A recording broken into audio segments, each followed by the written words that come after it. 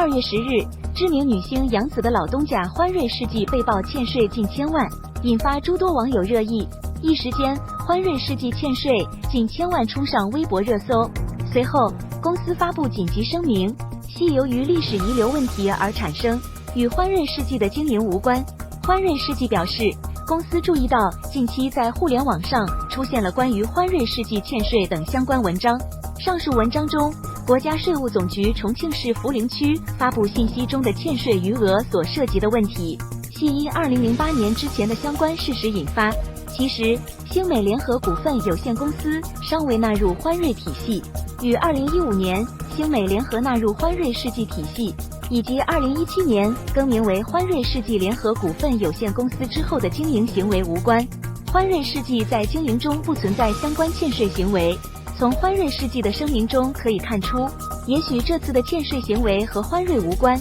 但是他之前的财务造假却是否认不了的。在2022年虎年春节档电影中，票房高居首位的长津湖之水门桥与排行第4的熊出没重返地球，这2部电影都有欢瑞世纪的身影。2月8日，欢瑞世纪发布公告称，截至2022年2月6日24时，来源于熊出没重返地球的营业收入约为人民币750万元。对于长津湖之水门桥为欢瑞世纪带来多少营业收入，公司还尚未披露。1月28日，春节前最后一个交易日，欢瑞世纪公布了2021年的公司业绩预告。公告显示，欢瑞世纪预计于2021年实现营业收入4.7亿元，同比增长154.14%，录得净利润为亏损1.1亿元，较上年同期大幅减少亏损85.98%。欢瑞世纪的前身为浙江的三和影视，于2006年注册成立